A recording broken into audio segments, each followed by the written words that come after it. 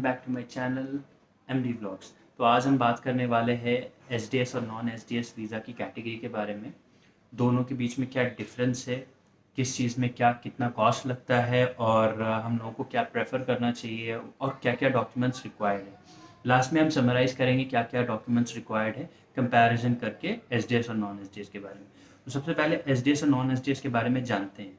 तो सबसे पहले हम एसडीएस के बारे में जानेंगे, जो कि बहुत ही फेमस है इंडिया में मोस्टली, क्योंकि सारे बच्चे, मोस्ट ऑफ द बच्चे 90 to 95% बच्चे एसडीएस कैटेगरी में ही जाना प्रेफर करते हैं, क्योंकि उसमें जो डॉक्यूमेंट्स है वो ज़्यादा है बट वीज़ा बहुत ईजिली मिल जाता है। तो एसडीएस है student direct stream, which is a very easy process. उस पर टाइम बहुत कम लगता है, which is around 20 to 30 days के अंदर हो जाता है। बट कोविड के सिचुएशन के कारण थोड़ा टाइम ज़्यादा लग रहा है, which is uncertain right now. तो एसडीएस के लिए क्या क्या इम्पॉर्टेंट है। सबसे पहले तो एसडीएस के लिए जो सबसे इम्पॉर्टेंट है वो आपका है आईएलटीएस की marksheet, which should be 6.5 overall and no less than 6 in each bands. दूसरा है जीआईसी की इन्वेस्टमेंट सर्टिफिकेट। $10,000 की इन्वेस्टमेंट आपको चाहिए ताकि आप उसे शो कर सके अपना लिविंग और हाउसिंग एक्सपीरियंस कवर करने के लिए। फर्स्ट ईयर की ट्यूशन फीस आपको पूरी पे करनी पड़ेगी एसडीएस कैटेगरी में फुल। एंड नेक्स्ट इज आपको कोई एक्स्ट्रा फंड्स नहीं दिखाना पड़ेगा। अगर आप ट्यूशन फीस और जीआईसी पे कर देते हैं तो आपको एक्स्ट्रा फंड्स नहीं दिखाना पड़ता है, बिल्कुल नहीं। फॉर एग्जांपल आईटी रिटर्न्स या पे स्लिप और या फिर बैंक की सेविंग्स या बैंक में या एफडी या और कितना आपने फिक्स डिपॉजिट किया है and stuffs like that. SDS की जो कॉस्ट होती है वो $285 होती है, इंक्लूडिंग बायोमेट्रिक्स का फीस, एंड स्टैंपिंग इंक्लूडेड होता है दोनों में। इवन नॉन एसडीएस में स्टैंपिंग का कॉस्ट अलग होता है, which is around 1600 to 1700 rupees after you get the passport request. Non SDS के बारे में बात करते हैं तो नॉन एसडीएस है क्या। नॉन एसडीएस भी सेम टाइप का वीज़ा देता है आपको, स्टूडेंट वीज़ा, बट उसमें बहुत सारे डॉक्यूमेंट्स एक्स्ट्रा लगते हैं। तो क्या एक्स्ट्रा डॉक्यूमेंट्स लगते हैं और क्या डिफरेंट है वो एसडीएस से, आइए जानते हैं। सबसे पहले तो 6 ओवरऑल आपको चाहिए अगर आप अंडर ग्रेजुएशन में जा रहे हैं with no less than 5.5 in any one. But most of the students post graduation के लिए जाते हैं कनाडा, जो कि उनको फिर 6.5 ओवरऑल चाहिए, no less than 6, which is again the same as student direct stream. And इसमें इस कैटेगरी में आपको ट्यूशन फीस पे करना होता है but not full, like 1 year का फुल नहीं पे करना पड़ता। You can pay like 1 semester और 2 semester if you like.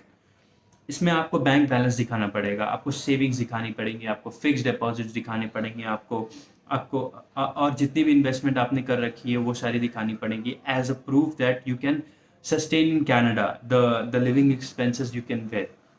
More over आपको फिर इसका कॉस्ट थोड़ा कम है। नॉन एसडीएस का cost $150 including biometrics and again stamping excluded. Stamping का कॉस्ट दोनों में अलग होता है, विच इज़ अराउंड 1700 रुपीज़, जो कि आप वीएफएस से करवाते हैं। इंडिया में जितने सारे वीएफएस हैं। अब हम बात करते हैं कि दोनों में क्या क्या डॉक्यूमेंट्स रिक्वायर्ड होते हैं, विच is the most important thing right now. सबसे इम्पॉर्टेंट है लेटर ऑफ एक्सेप्टेंस। कोई सा भी अगर आप वीज़ा फाइल कर रहे हैं तो आपको लेटर ऑफ एक्सेप्टेंस चाहिए ही चाहिए। और अभी हम लोग एसडीएस के बारे में बात कर रहे हैं तो सबसे पहले आपको letter of recommendation, letter of acceptance चाहिए। सेकंड आपको पासपोर्ट चाहिए फ्रंट एंड बैक, और वो पासपोर्ट आपका वैलिड होना चाहिए up to the study term, पूरा आपके स्टडी टर्म तक वैलिड होना चाहिए, उससे ज़्यादा ही होना चाहिए।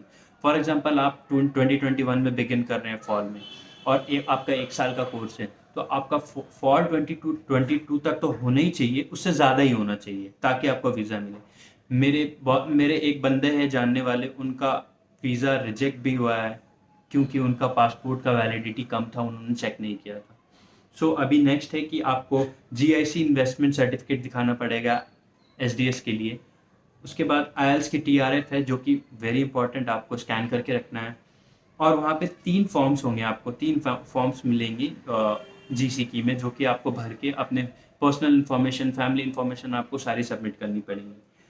5th जो है वो वीज़ा एसओपी है। इसके बारे में मैं लास्ट में डिस्कस करूंगा क्योंकि this is the most important thing. CAQ, अगर आप क्यूबेक जा रहे हैं तो आपको सीएक्यू को ज़रूरत होगा। सीएक्यू अगर आप किस तरह आप ऑब्टेन करना चाहते हैं, अगर आपको इसमें डाउट है तो आप मेरे प्रीवियस वीडियोस में जाके देख सकते हैं कि मैंने सीएक्यू के बारे में भी एक्सप्लेन किया, इस तरह उस पर ट्यूटोरियल भी बनाया है। आपको एक डिजिटल फोटो अपना रखना है विच should be around less than 200 KB, अच्छी फोटो रखना है। Proof of tuition fees full in 1 year अगर आप एसडीएस में फाइल कर रहे हैं। प्रूफ ऑफ अपफ्रंट मेडिकल, जो मेडिकल एग्जाम आप देते हैं उसका आपको एक पेपर मिलेगा आपको मेडिकल सेंटर से, वो आपको स्कैन करके अपलोड करना है। जिन लोगों को मेडिकल के बारे में नहीं पता है, मैंने इस पे भी एक व्लॉग बनाया है, अनकट व्लॉग बनाया है, आप जाके चेक कर सकते हैं। और finally transcript and degree proof which is the most important thing I would say.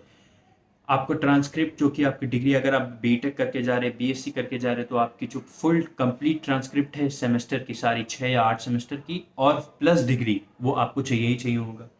अब हम बात करते हैं वीज़ा एसओपी के बारे में। वीज़ा एसओपी क्यों सबसे ज़्यादा इम्पॉर्टेंट है वीज़ा फाइलिंग में? क्योंकि वो आपकी इंटेंशन जानना चाहते हैं। जो ऑफिसर रहेंगे वीज़ा ऑफिसर, वो आपकी वीज़ा को रिजेक्ट भी कर सकते हैं अगर आपका इंटेंशन सही नहीं है। आप लोगों को दिखाना है कि आप लोगों को ये शो करना है कि हम कनाडा सिर्फ पढ़ने के लिए जा रहे हैं, इमिग्रेशन पर्पस से नहीं जा रहे हैं। तो बहुत सारे लोगों का रिजेक्ट भी होता है अगर वो अपने एसओपी में मेंशन नहीं कर पाते हैं कि वो क्यों अपने बैचलर्स के बाद मास्टर्स प्रेफर कर रहे हैं, और वो अपना गैप जस्टिफाई नहीं कर पाते हैं। तो बहुत सारी चीज़ें हैं जो कि इम्पॉर्टेंट है।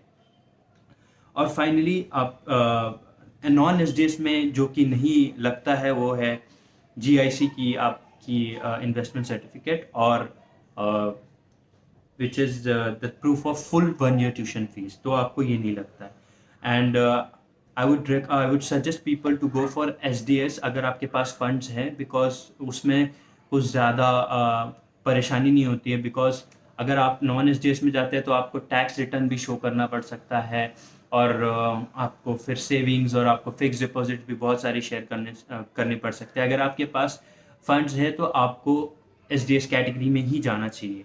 So this is all about SDS and non SDS visa. I hope कि मैंने बहुत सारे क्वेश्चंस कवर कर लिए हैं इसमें। अगर आपको कुछ एक्स्ट्रा क्वेश्चंस है तो आप please feel free to question in the comment box, and description box में मैं आपको लिंक दे दूंगा कि स्टूडेंट डायरेक्ट स्ट्रीम और नॉन एसडीएस वीज़ा की जो भी रिक्वायरमेंट्स है उसके बारे में। Till then take care and stay safe, like, share and subscribe as usual, and spread happiness and peace.